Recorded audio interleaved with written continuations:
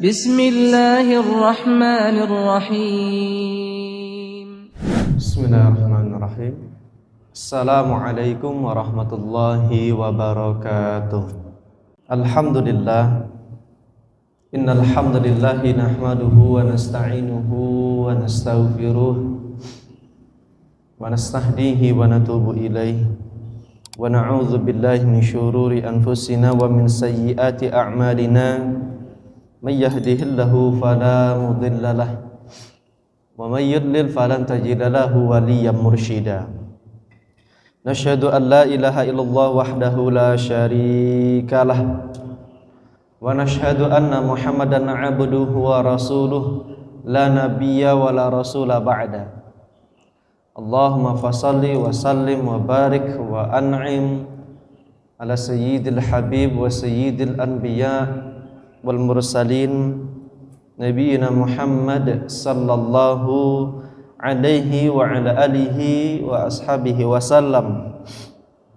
Faqala ta'ala fil Qur'anil Karim, a'udzu billahi minasy syaithanir rajim. Ya ayyuhalladzina amanu ittaqullaha wa qulu qawlan sadida yuslih lakum a'malakum wa yaghfir lakum dhunubakum wa may yuti'illaha wa rasulahu faqad faza fawzan 'azima. Wa qala Rasulullah sallallahu alaihi wa ala alihi wa ashabihi wa sallam, khairukum man ta'allama al-Qur'ana wa 'allama wa qala ittaqillaha haitsu ma kunta wa atbi'is sayyi'atal hasanata tamhuha wa khaliqin nas bi khuluqin hasan. Amma ba'd. Ikhwatal iman, Duyufur Rahman, a'azani Allah wa iyyakum. Bapak Ibu, saudara-saudara sekalian, seakidah, seiman, tamu-tamu Allah yang berbahagia dan semoga dimuliakan oleh Allah Subhanahu wa taala. Kembali kita bermohon kepada Allah Subhanahu wa taala, semoga di subuh kali ini Allah luruskan niat kita. Semoga di subuh kali ini Allah tutup aib-aib dan kekurangan kita. Semoga Allah Subhanahu wa taala mengampuni dosa-dosa kita yang barangkali akan atau sudah kita lakukan dari bangun tidur tadi hingga nanti akan menutup mata kembali. Tiada kata yang patut kita haturkan di subuh hari ini melainkan banyak ucapan alhamdulillah, puji syukur tanpa kekurangan sedikit pun, melainkan hanya kepada Allah Subhanahu wa taala mampu kita berikan. Salawat serta salam senantiasa tersanjungkan kepada baginda Nabiullah Nabi Muhammad sallallahu alaihi wa ala alihi wa ashabihi wasallam.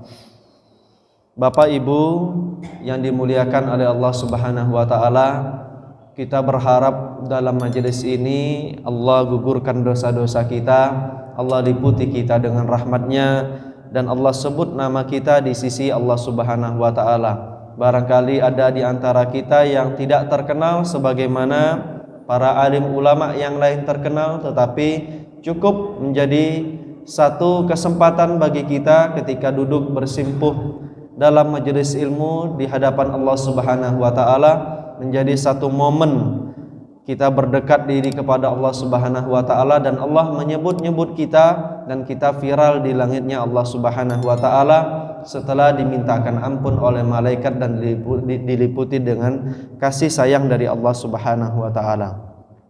Bapak Ibu yang dimuliakan oleh Allah Subhanahu wa taala, kembali kita akan membahas kitab Fawaidul Fawaid yang dikarang oleh Imam Ibnu Qayyim Al-Jauziyah. Saat ini kita akan membahas pasal rahatul qalbi wal badan fi ta'atillah, yaitu ketentraman jiwa dan raga yang didapati manakala seorang hamba melakukan hakikat daripada ketaatan kepada Allah Subhanahu wa taala. Tempo lalu kita sudah membahas ikhlas hanya untuk Allah Subhanahu wa taala. Kita ketahui bahwasanya segala sesuatu berasal dari Allah Subhanahu wa taala dan segala sesuatu akan kembali kepada Allah Subhanahu wa taala. Manakala ada makhluk atau hal yang dimiliki oleh seorang hamba tidak disadari dengan penuh bahwa segalanya datang dari Allah dan segalanya akan percuma dan sia-sia kalau tidak diperuntukkan untuk Allah Subhanahu wa taala, kita paham bahwasanya Allah Subhanahu wa taala tempat segala hal berada dan tempat segala hal akan kembali kepadanya. Dia muntaha. Allah Subhanahu wa taala tempat yang paling puncak seseorang akan kembali kepadanya. Setelah kita mengetahui ikhlas hanya untuk Allah Subhanahu wa taala, yang mana ikhlas ini lahir dari ketulusan tauhid, dari kemurnian kalimat la ilaha illallah yang mungkin gampang diucapkan ba'da salat, mungkin gampang diucapkan dalam lisan kita mengatakan la ilaha illallah, tetapi betapa sulit kita mempraktekkan kalimat la ilaha illallah, yaitu menyadari dengan penuh bahwa segala musibah, segala ujian, takdir baik, takdir buruk yang kita jalani, segala hal yang akan kita lakukan, semuanya manfaat yang kita peroleh, semua madarat yang kita terima, itu berasal dari Allah Subhanahu wa taala. Maka ketulusan tauhid ini lahir namanya ikhlas. Dari ikhlas lahir namanya qanaah, yaitu sikap penuh sadar seorang muslim bahwa segala apa yang dia terima dari rezeki, apa yang dia terima dari harta benda duniawi, itu berasal dari Allah Subhanahu wa taala, bukan tentang apa yang dia terima, bukan tentang seberapa yang dia peroleh, tetapi dari mana dia memperoleh hal tersebut. Itulah yang disebut dengan qanaah. Lalu di dalam pasal ini kita akan membahas bahwasanya ketenangan hati, raga kita akan dapati manakala ketaatan dilakukan secara lahiriah dan secara batiniah. Kita mulai baca bismillahirrahmanirrahim. Rahatul qalbi wal badan fi ta'atillah. Wa tahta hadza sirrun 'azim min asrarit tauhid.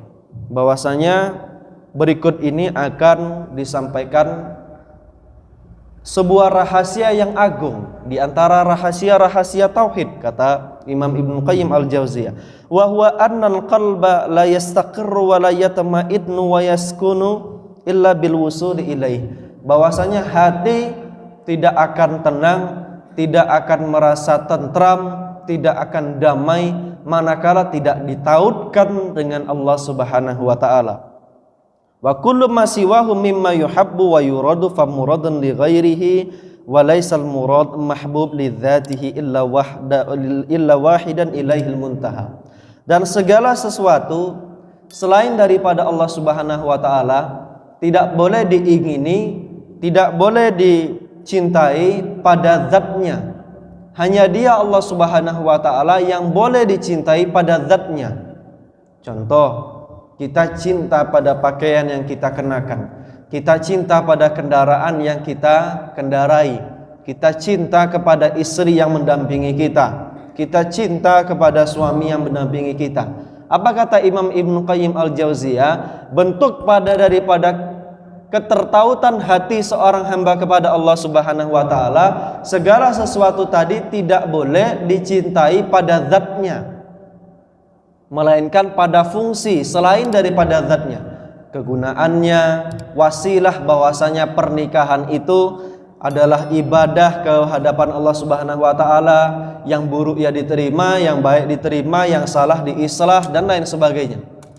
Begitu pula anak kita sebagai amanah, satu kesempatan mendidik, menuangkan rasa sabar, melimpahkan ketulusan yang dalam manakala kita mengasuh anak dengan ilmu dan lain sebagainya. Semua hanya boleh dicintai selain daripada zatnya. Siapa yang boleh dicintai pada zatnya? Dia hanya Allah Subhanahu wa taala. Manakala zat Allah Subhanahu wa taala yang dicintai, maka segala sesuatu tidak akan terkait dengan hati kita, tidak seerat keterkaitannya dengan Allah Subhanahu wa taala. Jadi di sini dapat dipahami Bapak Ibu sekalian, semua yang selain daripada Allah Subhanahu wa taala, kullu siwahu, selain daripada Allah Subhanahu wa taala, yaitu makhluqat, setiap penciptaan apapun itu. Dan penciptaan itu bisa rasa sedih, rasa gundah, rasa keluh kesah. Dan penciptaan tersebut bisa keadaan, bisa kaya, bisa miskin. Kalau kecintaan, kecemasannya itu kok dicintai pada zatnya, kok dicemasi karena zatnya, bukan karena Allah Subhanahu wa taala, bukan karena itu menjadi asbab wasilah kedekatannya kepada Allah Subhanahu wa taala, maka kecintaan tersebut, maka maksud daripada yang dia miliki tersebut dari makhluk yang Allah ciptakan menjadi percuma dan sia-sia, dan bahkan menjadi sebuah tekanan batin bagi seorang hamba. Ana'un wa azabun, menjadi siksa ya dan azab bagi seorang hamba. Illa wahidan ilaihil muntaha, melainkan hanya dialah Allah Subhanahu wa taala yang boleh kita cintai secara zatnya. Adapun yang lain sebagai wasilah, sebagai satu bentuk aturan, perintah maupun musibah dari Allah Subhanahu wa taala. Dan ujian tersebut atau keadaan tersebut atau makhluk tersebut bisa juga dalam bentuk cuaca yang kita terima, panas yang kita terima, dingin yang kita terima, hujan yang kita terima, atau marah-marahnya pemimpin sama kita, atau menyelewengnya anggota sama kita. Dan itu semuanya tidak bisa ditujukan melainkan hanya kepada Allah Subhanahu wa taala. Wa yastahillu ayyakuna al-muntaha ila itsnain, dan tidak mungkin segala sesuatu tersebut akan bermuara kecuali hanya kepada Allah Subhanahu wa taala, tidak mungkin bermuara kepada dua hal sebagaimana kita bersumber dari satu hal, dari Allah Subhanahu wa taala. Kama yastahillu ayyakuna ibtida'ahul makhluqati minatsnaini, sebagaimana kita tidak mungkin diciptakan oleh dua Tuhan. Kalau seandainya ada dua Tuhan, satu Tuhannya adalah dukun, satu Tuhannya Allah Subhanahu wa taala, mengakui bahwa sumber manfaat madarat datang dari Allah, tidak mungkin kita meminta kepada selain Allah. Kita mengakui hujan datang dari Allah, ditahannya hujan datang dari Allah Subhanahu wa taala. Ada walimah, ada pesta, kita panggil pawang hujan, enggak mungkin. Bagaimana dong Ustaz nanti ada hujan? Bagaimana nanti kalau seandainya makanannya tidak termakan karena masyarakat banyak yang tidak bisa sampai? Wallahi, siapapun yang dia dengan teguh memegang syariat Islam ini, dengan teguh menjalankan syariat Allah Subhanahu wa taala ini, akan ada hikmah besar, akan ada kebaikan besar yang menanti dia dalam keadaan yang dia ditimpa musibah tersebut. Sebagaimana Utsman bin Affan atau Abdurrahman bin Auf yang ada beberapa kesempatan saya sampaikan. Saat itu Madinah dalam keadaan paceklik. Tidak banyak orang kaya, melainkan hanya Abdurrahman bin Auf, Utsman bin Affan dan beberapa sahabat lainnya. Yang paling menonjol Abdurrahman bin Auf, Utsman bin Affan radhiyallahu anhu. Kekayaannya melebihi sekian kali lipat, belasan kali lipat dibanding kekayaan yang dimiliki oleh Elon Musk. Luar biasa. Saat itu Madinah peceklik, panen raya gagal, kurma-kurma pada busuk di batang, diturunkan, diletakkan di tong-tong, di wadah-wadah, nggak ada yang mau beli. Siapa yang mau beli?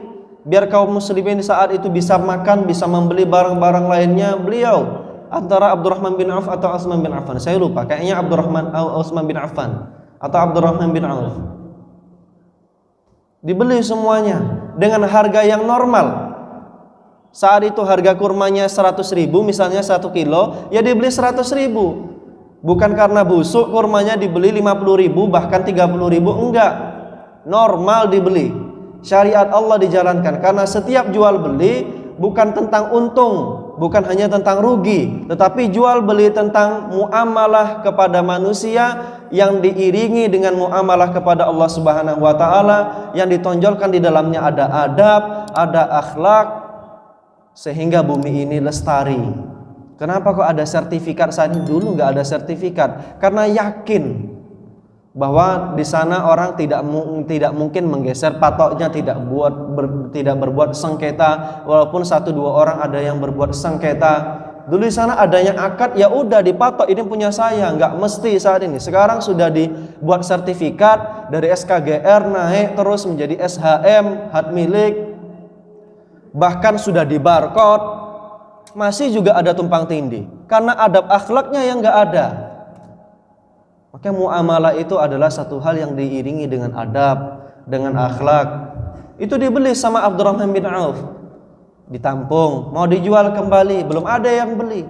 Tiba-tiba kafilah dagang dari Yaman datang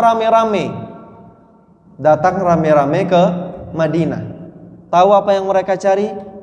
Kurma sudah kelewatan matang alias busuk. Dibeli dengan harga kalau tidak salah 3 kali lipat daripada yang dibeli, 300.000 per kilo misalnya ya. Akhirnya Abdurrahman bin Auf buntung atau untung? Tetap untung. Ya, tetap untung. Karena apa? Karena niatnya ingin menyelamatkan harta kaum muslimin. Niatnya ingin berjuang demi syariatnya Allah Subhanahu wa taala. Tetap untung Abdurrahman bin Auf. Sampai dia ngadu kepada salah satu istri Rasulullah kok, Ummu Salamah. Ya Rasulullah, ya ummul mukminin, saya ini bingung. Sudah infak, sudah melakukan apa aja, tapi enggak miskin-miskin, hartaku tidak berkurang, fayazid, melainkan bertambah. Ada kemiripan kita sama Abdurrahman bin Auf. Sama-sama bingung, kita bingung, tak punya harta banyak. Abdurrahman bin Auf bingung, hartanya terlalu banyak. Ada kemiripan, jadilah sama-sama bingung. Dan ini sama halnya ketika kita menjalankan syariat pada hal-hal yang lainnya. Karena ini berkaitan dengan tauhid. Ya. Saya suatu ketika dibawa ke pelosok dekat Sungai Batanghari, 2-3 kilo lagi masuk Jambi, perbatasan Inhu, Jambi, Riau Jambi. Di teleponnya siang-siang, Pak, tolong Pak, ditahan Pak, sampai jam 11 malam kami bawa Ustadz jauh nih dari Belilas. Karena saat itu saya kepala sekolah di Belilas. Apalah saya pikir, apa yang ditahan ya? Tolong tahan, mungkin jamaahnya suruh tahan. Setelah selesai kajian, baru rekan saya 2 orang yang nemani saya ngomong, Pak Ustadz, tadi dia tuh nelpon pawang, la haula wala quwata illa billah. Ngapain minta kepada pawang? Wong Rara yang megang AC-nya, remote-nya AC Allah Subhanahu, remote AC-nya langit aja tetap nggak bisa nahan hujan kok di Mandalika. Ya. Nah ini kalau tidak dipahami bahwa segala sesuatu itu bentuknya hujan, bentuknya panas, itu dari Allah Subhanahu wa taala, maka yang ada akan siksa. Mungkin bisa berhasil ditahan oleh jin-jin tersebut, akhirnya tidak turun hujan. Mungkin bisa berhasil, atau kebetulan akhirnya sudah mendung tapi engkau nggak hujan, kebetulan. Sekalipun itu bisa terjadi, itu istidraj. Makan. Tamu silakan bisa datang. Awas ya tuan rumah, nanti di akhirat sisanya azab lagi. Kalaupun bisa terjalankan di dunia ini.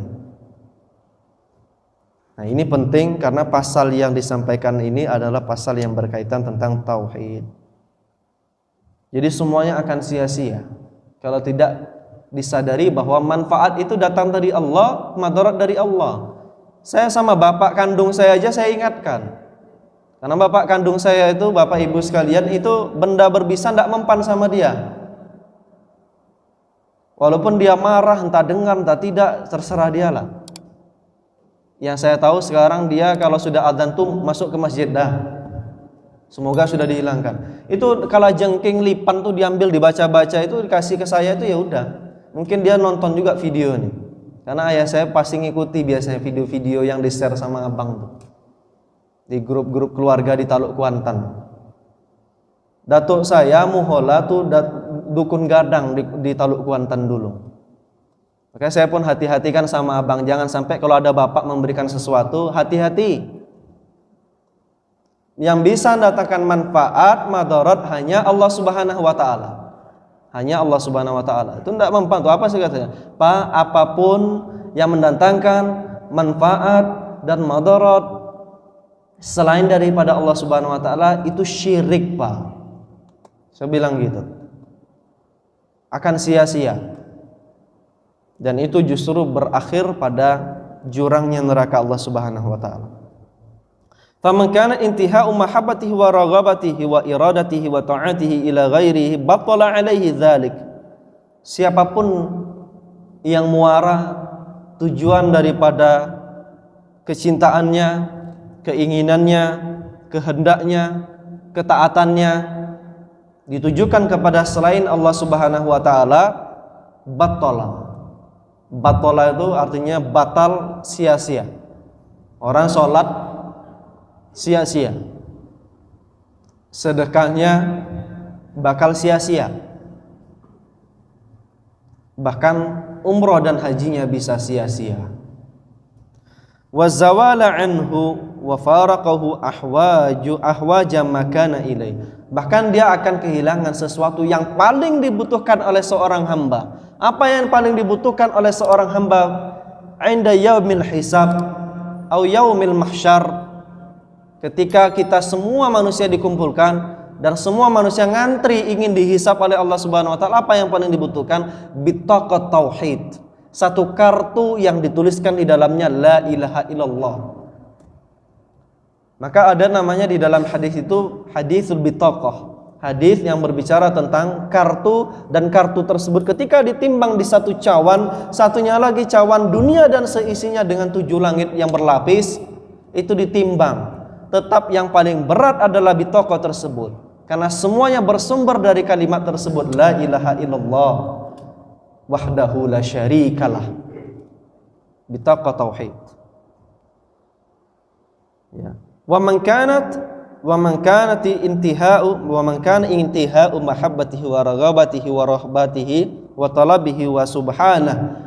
Sebaliknya, kalau segala daripada kecintaannya, keinginannya, harapannya dan cemas yang dia rasakan, kecemasannya kalau ditujukan kepada Allah Subhanahu wa taala, dhafira, dia akan beruntung. Maka cemasnya kita ini sekarang, resahnya kita dalam keadaan apa? Kalau cemas kita akan akhirat, takut makan sesuatu yang haram, dhafira, dia akan beruntung. Kira-kira tangan saya ini sudah berbuat jahat atau tidak? Cemas untuk berbuat jahat dengan tangan, cemas untuk menyakiti saudara dengan lisan. Maka kecemasan tersebut kalau itu untuk Allah Subhanahu wa taala, dhafira. Bukan takut berkata karena takut menyinggung, ndak enak nanti mengingatkan atasan agar jangan sholat terlambat, takut mengingatkan bawahan, takut sama teman-teman atau orang tua yang sudah tua mengingatkannya, takut nanti tak dikasih sesuatu lagi dan lain sebagainya. Kalau selain daripada Allah Subhanahu wa taala, maka itu akan menghilangkan kalimat tauhid. Zafira, dia akan beruntung bin'imihi wa ladzatihi wa bahjatihi wa sa'adati abadiyal abad.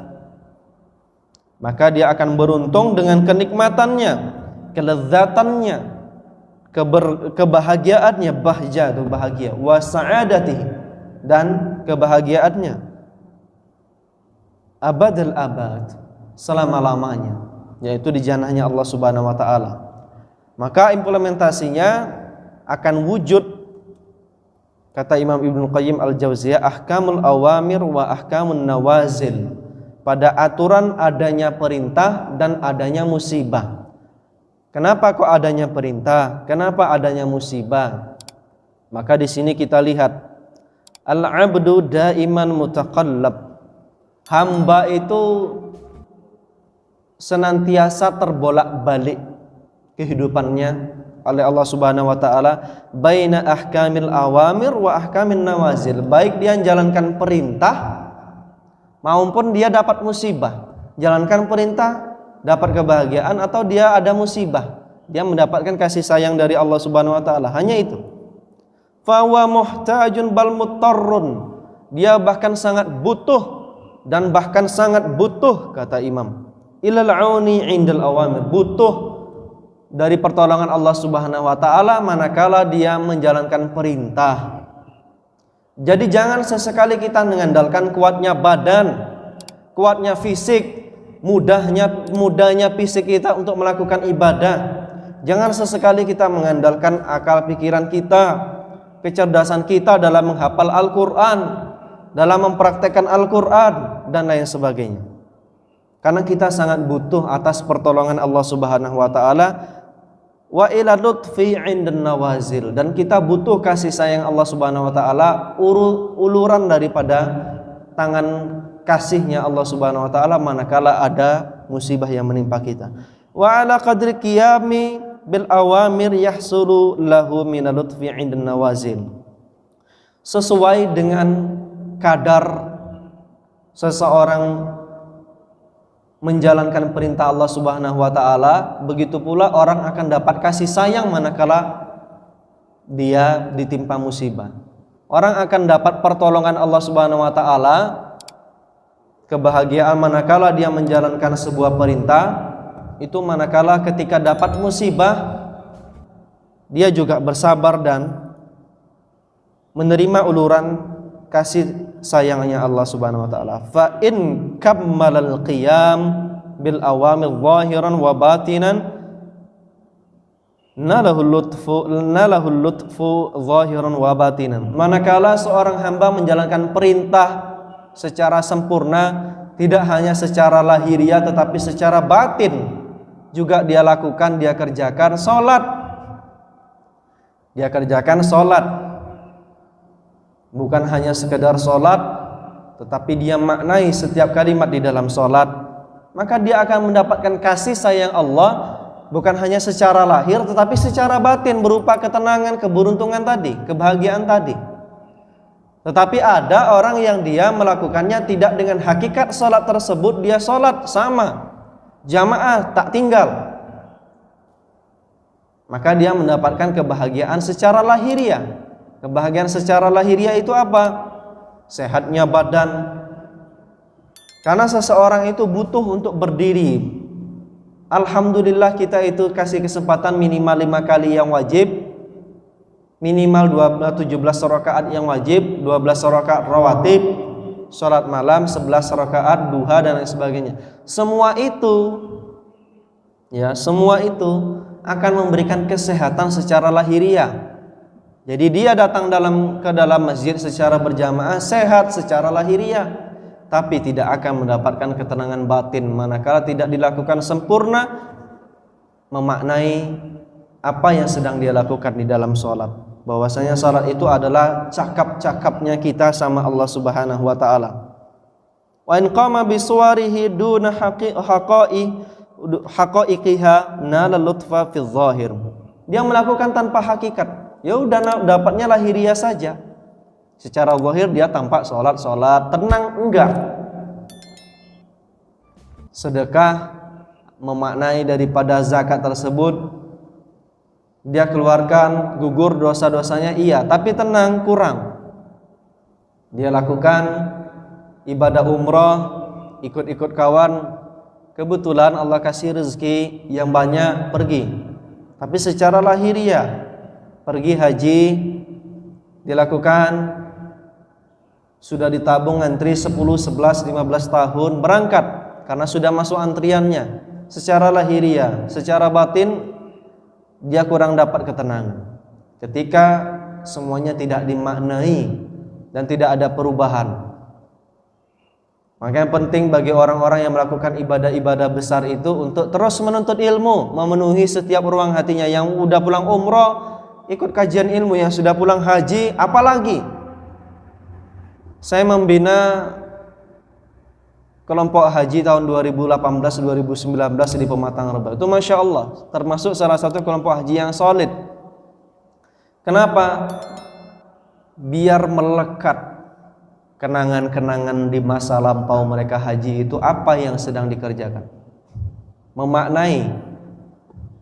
Karena ada yang dia sudah dipanggil oleh Allah Subhanahu wa taala pulang digelari haji, tetapi sebagian naudzubillah wa iyadzubillah tidak mencontohkan adab, akhlak, ilmu yang baik sebagai seorang yang telah menunaikan ibadah yang cukup puncak, tidak paling puncak tapi cukup puncak.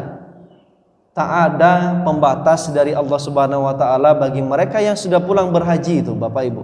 Enggak ada pembatas antara mereka dengan surga itu illa dzira', kecuali hanya sehasta, enggak ada. Ya, kecuali hanya kematian. Ya, haji mabruran.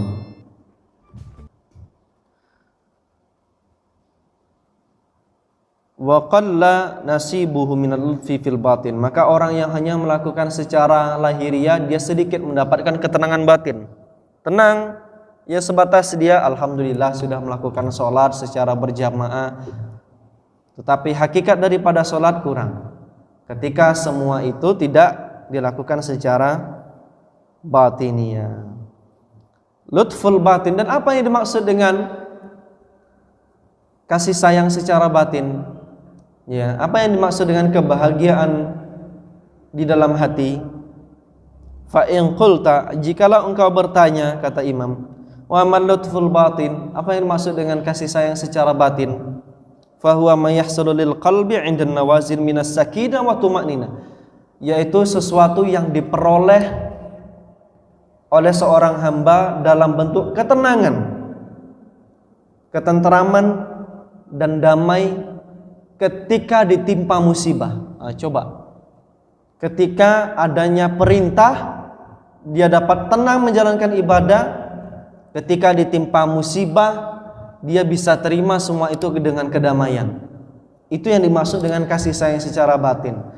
Jadi kalau bisa menerima musibah dengan kesabaran luar biasa, dengan ketenangan batin luar biasa, itu tanda-tanda dia menjalankan ibadah itu tidak hanya secara zahir tetapi juga secara batin.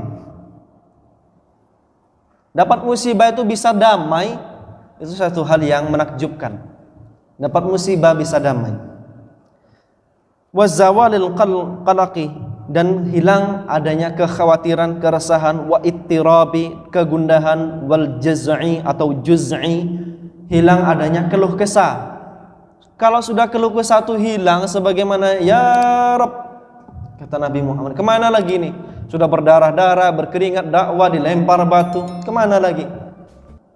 Apa kalimat yang sangat tulus yang dilakukan seorang hamba, salah satunya tuh didoain oleh Nabi Musa alaihissalam, Nabi Muhammad sallallahu alaihi wasallam, ditimpa musibah Nabi Ibrahim alaihissalam, ditimpa musibah Asiyah, istri daripada Fir'aun yang menyelisihi pendapat Fir'aun tentang ketuhanan. Doa-doa mereka, Rabbi inni lima anzalta min khairin faqir, ya Rabb, saya ini terhadap apa yang Allah engkau turunkan di atas bumi ini, hamba fakir kepada hal tersebut, ya Rabb. Setelah dikejar-kejar oleh orang karena nyenggol orang, gak sengaja meninggal dunia. Makanya kenapa nanti seluruh umat manusia jumpa Nabi Musa, ya nafsi, celaka diriku, karena pernah nyenggol orang mati. Bahkan sebagian menyuil, katanya, bukan dipukul. Nabi Musa kuat luar biasa. Nabi Ibrahim, ya nafsi, karena pernah bertauriyah, bukan berbohong, tapi berhilah. Hadhihi ukhti, Siti Sarah ketika dibawa, hadhihi ukhti, ini saudariku. Kalau dibilang istri diambil, saudara segan, ada hubungan darah, oleh Namrud. Akhirnya karena mendapat satu hal yang luar biasa, Siti Sarah tak jadi disentuh, dikasih Siti Hajar radhiyallahu anhum. Bisa tenang, hilang rasa gelisah. Asiyah ketika dilemparkan dapat musibah, Rabbi binili indaka baitan fil jannah, ya Rabb, tolong bangunkan rumah bagiku di surga. Bisa nerima seperti itu tuh, dapat musibah tuh luar biasa. ila man taqiluni, ya Rabb, kemana lagi engkau hantarkan? Ila ba'idin, kepada yang jauh, orang-orang tak menerima saya, atau kepada yang dekat mencelakakan saya, tak masalah. Ya, yang penting engkau tidak marah. Fa ana radin, saya ridho selama engkau tak marah. Jadi luar biasa. Ya, derajat-derajat kenabian, derajat orang-orang soleh itu luar biasa. Luar biasa sekali. Fa ana radin baina yaday sayyidihi fayastahdhi, maka orang kalau sudah mendapatkan tumak nina, ketenangan manakala dapat musibah, baina yadayhi sayyidihi dhalilan lahu mustakinan, maka dia akan merasa tunduk di hadapan Allah Subhanahu wa taala dengan ketenangan, nadhiran ilaihi biqalbi, dia akan memandang Allah Subhanahu wa taala dengan segenap hatinya, dengan sepenuh hatinya. Sakina ilaihi biruhihi wa sirrihi, dan dia akan menghadap kepada Allah dengan segenap jiwanya. Qad syaghalahu musyahadatul lutfihi bihi an syiddati ma huwa fihi minal alam. Bahkan kalau orang sudah dapatkan ketenangan batin, itu kepahitan hidup, keresahan hidup, sedikitnya rezeki yang dia terima setiap bulan, itu sudah teralihkan dengan kasih sayangnya Allah Subhanahu wa taala ketika dapat musibah. Ya. Jadi kepahitan, getirnya hidup kita ini, kalau kasih sayang secara batin kita dapatkan dari Allah Subhanahu wa taala, itu pahit, dia telan. Ya, bahkan dia bisa damai dalam kepahitan tersebut. Itu puncak daripada kasih sayang Allah berikan kepada seorang hamba, manakala ibadah bisa dilakukan secara batin, manakala setiap perintah bisa dijalankan secara zahir dan batin. Coba, ini bahasa Ibnu Qayyim al-Jauziyah ini luar biasa radhiyallahu anhu. Qad syaghala musyahadatul lutfihi, karena ketika ditimpa musibah itu seakan-akan dia sedang menyaksikan kasih sayang daripada Allah Subhanahu wa taala, sadar dengan penuh, ya Rabb, listrik dah bunyi-bunyi, buka kulkas tak ada apa-apa lagi, beras lah tinggal setekong lagi, anak SPP sudah dihubungi sama wali kelasnya, bisa senyum, antar razzaq ya Rabb, Rabbi inni lima anzalta min khairin faqir, ya Rabb, aku terhadap apa yang engkau turunkan dari langit fakir. Tetap bisa senyum, ngomong sama istri, ada beras lagi dek, tinggal setekong, ya udah itu aja dimasak. Tak ada apa-apa lagi, ada cabai nih paling berapa batang, 15 batang lagi cabai nih, 15 biji. Bawang berapa siung, masing-masing tinggal 2 siung nih bang, bawang merah 2 siung, bawang putih 2 siung. Itu aja deh. Garam ada lagi, adalah sejuput. Terasi kemarin dari Jawa masih ada nih. Dikasih dari mamak dari Belilas. Kasih ulat. Panggil anak, nak kita makan ini dulu ya. Allah sedang sayang sama kita. Kita sabar atau enggak? Ya. Allah tuh sayang sama kita, Bapak Ibu. Kadang ujian itu datang, pelik hidup kita datang, patahnya kaki kita, hancurnya wajah kita, itu bentuk kasih sayang dari Allah Subhanahu wa taala. Didik anak kok seperti ini misalnya, itu kasih sayang dari Allah Subhanahu wa taala. Teman-teman kok pada resek semuanya, teman-teman semuanya kok rasanya menuju kalimat yang buruk terhadapnya, itu kasih sayang dari Allah Subhanahu wa taala. Kalau bisa disadari dengan penuh, kehilangan segala sesuatu itu bentuk kasih sayang. Ya Rabb, saya sedang fakir, kemarin bapak meninggal dunia, ini kok sekarang ibu. Itu kasih sayang dari Allah Subhanahu wa taala. Kok bisa itu disadari dengan penuh, Itu getirnya hidup tuh rasanya manis sekali Bapak Ibu sekalian. Itu manis sekali. Tetap bisa bersabar, tidak memberontak. Kenapa Allah ini kasih saya miskin? Kenapa Allah Subhanahu wa taala timpakan penyakit sama saya? Timpakan musibah kepada saya? Enggak bertanya, enggak keluh kesah lagi. Itu derajatnya derajat hamba yang disebut dengan wali Allah. Ya. An syiddati ma huwa fihi, dari kedahsyatan kesakitan hidup yang dia rasakan itu bisa berubah menjadi kasih sayang. Itu luar biasa. Wa qad ghayyabahu an syuhudi dzalika ma'rifatu bi husni ikhtiyarihi. Maka timbul keyakinan, yakin betul takdir Allah semuanya baik. Takdir Allah semuanya baik. Kalau sudah takdir Allah semuanya baik, apa yang dia saksikan saat ini dari kepahitan hidup itu berubah semuanya. Dia teralihkan, nih sakitnya tuh tidak terasa lagi. Maka kita lihat kenapa kok para mujahidin, para pejuang di jalan Allah itu tetap mau berjuang padahal sudah terluka. Karena terlukanya dia itu tidak lebih hebat dibanding kasih sayang yang Allah berikan di dalam hatinya. Bahkan kita saksikan betapa para sahabat itu nggak sadar luka itu Bapak Ibu. Ummu Imarah, seorang wanita yang syahid di jalan Allah Subhanahu wa taala, mendapat lebih dari 28 tusukan pedang dan sayatan pedang, tusukan panah. Itu nggak kerasa melindungi badannya Rasulullah dengan badannya itu. Tak ada yang bisa membahayakan Ummu Imarah Nusaibah di jannahnya Allah, di akhiratnya Allah Subhanahu wa taala, dan pasti masuk surga insyaallah. Dia lindungi, itu enggak kerasa itu. Kenapa? Musibah yang dia terima saat itu bentuk kasih sayang Allah yang mengalihkan perhatiannya kepada kesakitan hidupnya. Sakit memang, ditusuk, dipanah, tapi itu enggak kerasa. Kenapa? Dia tahu, sadar, dengan penuh sadar, bahkan teralihkan tuh. Kenapa ya orang kok mau berjuang tembak-tembakan, berjihad di jalan Allah seperti yang dilakukan oleh Hamas Brigadir Al-Qassam? Kenapa? Mereka itu menyadari betul kasih sayang daripada Allah Subhanahu wa taala. Bahkan ibu-ibu di sana itu, saya menyiapkan anak-anak saya untuk berjuang melindungi Masjidil Aqsa. Luar biasa. Pertanyaan kalau kepada anak-anak kita ke depan mau jadi apa, nak? Saya mau jadi dokter, saya mau jadi pilot, saya mau jadi ini itu. Apa yang mau dilakukan oleh anak-anak Palestina ketika mereka ditanya, Mahimmatu aliyah, mahimmatukal aliyah ya bunai. Apa cita-citamu tertinggi wahai anakku? Ya. Apa kata mereka?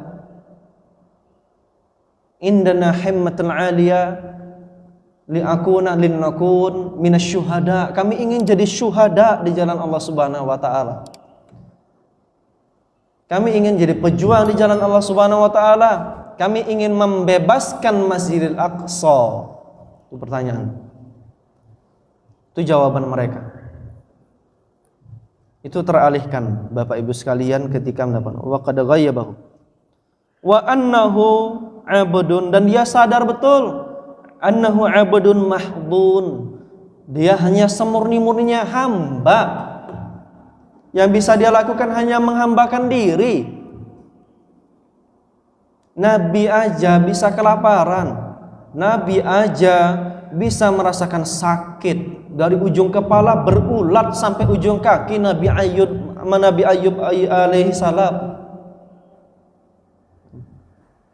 ya, kami uji, fawajadna Ayub ni'mal abduhu innahu awwab.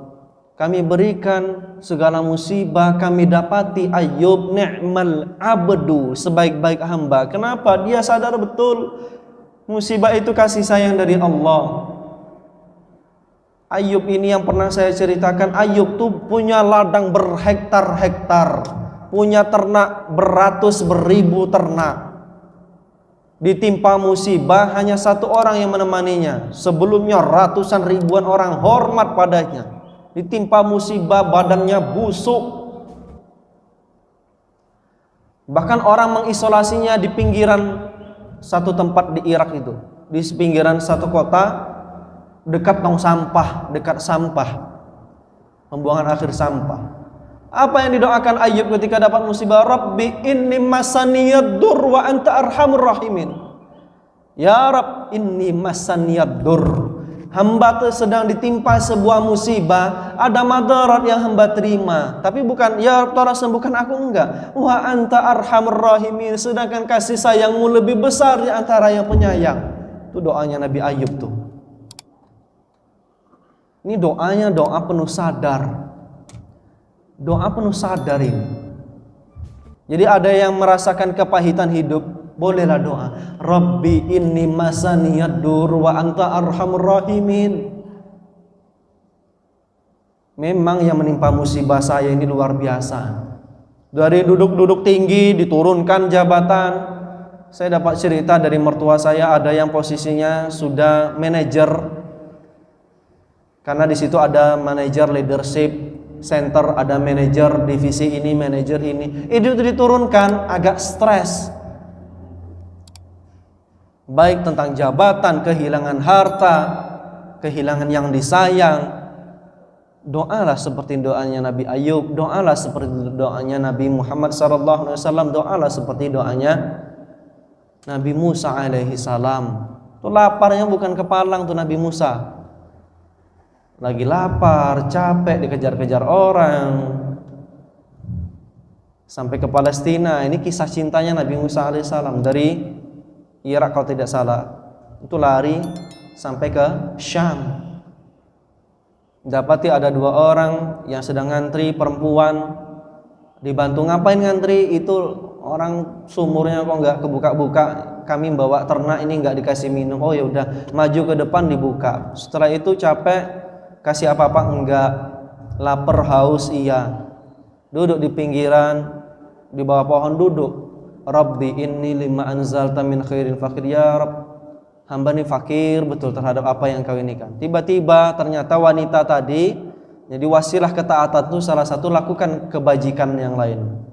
Datang faja'athu ala istihya, datang malu-malu. Ternyata satu di antara 2 putri Nabi Syuaib tersebut telah jatuh hati, jatuh cinta kepada Nabi Musa. Datang setelah doa, dibawa ke rumah. Ya, dia tuh qawiyun amin. Dia tuh kuat dan amanah. Laki-laki yang dicintai wanita tuh kuat, amanah. Ya. Apa kata Nabi Musa? Mbak, nanti saya yang jalan duluan, bukan mbak. Biar Nabi Musa tidak melihat lenggak-lenggoknya perempuan. Saya jalan duluan. Kalau belok kanan lempar batu ke kanan, belok kiri lempar batu ke kiri. Datang, ditawarkan, sudah dibantu anak-anak saya berikan tawaran. Kamu urus kebun ya, kamu nikahi anak saya, urus kebun, mau nggak? Ternyata dapat anaknya Nabi, dapat istri soleha, dapat kebun, dapat makan minum. Bukan hanya dapat makan minum, anaknya dapat, kebunnya dapat. Manakala ketaatan bisa dilakukan. Baik. Nah, ini Bapak Ibu sekalian, pasal ini yang dapat kita lakukan. Wa radiya au sakhat. Maka sebagai seorang hamba antara ridho atau tidak ridho atau murka dia terhadap ketentuan dari Allah. Fa in radiya nalar ridho. Kalau dia ridho, Allah berikan keridhaan. Wa in sakhata fa hadzus sakhata. Kalau seandainya dia tidak ridho, Allah pun tak ridho sama dia. Fahadal lutful batinah samratul mu'amalal batinah. Dan kasih sayang Allah secara batin hanya didapat manakala kesolehan batin bertambah. Semakin soleh batin, semakin dapat kasih sayang secara batin dari Allah Subhanahu wa taala. Pas? Itu bunyi apa tadi? Syuruk. Bapak Ibu sekalian, ada pertanyaan? Tak ada, alhamdulillah. Ada? Silakan Bapak Ibu. Allahu a'lam bishawab, wallahu wali taufiq wasadad. Demikian kita akhiri dengan hamdalah dan kifaratul majlis. Alhamdulillahirabbil alamin. Subhanakallahumma wa bihamdika asyhadu an la ilaha illa anta wa astaghfiruka wa atubu ilaik. Allahu a'lam bishawab, wallahu wali taufiq wasadad. Assalamualaikum warahmatullahi wabarakatuh.